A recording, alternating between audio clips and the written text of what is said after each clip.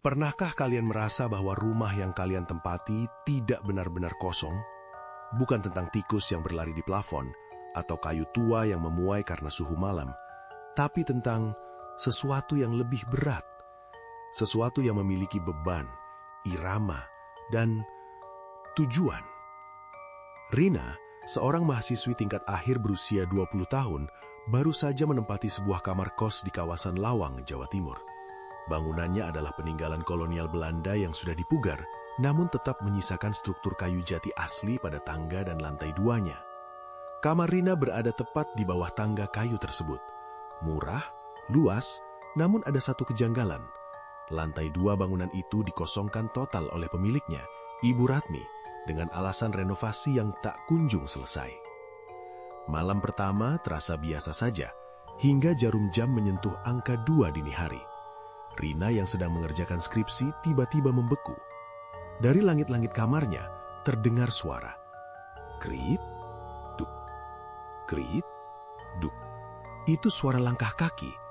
Berat, seperti seseorang yang menyeret kaki kanannya dengan susah payah di atas lantai kayu tua. Rina mendongak, matanya mengikuti arah suara itu. Langkah itu bergerak dari ujung lorong lantai 2, tepat di atas kepalanya, menuju ke arah tangga. Rina mencoba berpikir logis. Mungkin itu Ibu Ratmi, tapi Ibu Ratmi tinggal di pavilion belakang yang terpisah jauh. Lalu siapa? Esok harinya, Rina bertanya pada penjaga kos, Pak Darmo. Pak Darmo hanya terdiam lama, jemarinya sibuk memutar-mutar tasbih kayu.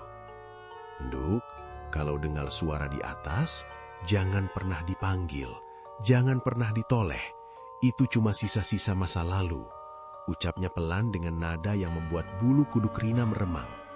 Pak Darmo menceritakan bahwa dulu, lantai 2 itu adalah tempat perawatan bagi seorang noni Belanda yang sakit lumpuh menahun sebelum akhirnya meninggal dalam kondisi yang tragis saat masa pendudukan Jepang. Malam-malam berikutnya, gangguan itu semakin intens. Bukan hanya suara langkah, tapi juga bau. Bau minyak melati yang sangat menyengat bercampur dengan aroma apek kain yang lembab. Pernahkah kalian mencium bau kematian yang disamarkan oleh wewangian bunga? Itulah yang dirasakan Rina. Suhu di kamar Rina mendadak turun drastis hingga napasnya mengeluarkan uap tipis, padahal Lawang malam itu tidak sedingin biasanya. Puncaknya terjadi pada malam Jumat Kliwon. Suara langkah itu tidak lagi berhenti di atas plafon. Kali ini, suara itu terdengar menuruni tangga kayu. Duk, duk, duk. Setiap injakan pada anak tangga membuat debu jatuh dari celah-celah kayu di langit-langit kamar Rina. Rina bersembunyi di balik selimut, jantungnya berdegup kencang hingga telinganya berdenging. Langkah itu berhenti tepat di depan pintu kamarnya. Hening. Rina bisa mendengar suara tarikan napas berat dan parau dari balik pintu. Tiba-tiba, gagang pintunya bergerak. Turun perlahan. Ceklek. Pintu yang sudah dikunci itu terbuka sendiri seolah kuncinya tak berarti. Rina memberanikan diri mengintip dari balik selimut. Tidak ada siapa-siapa di sana, hanya lorong tangga yang gelap gulita.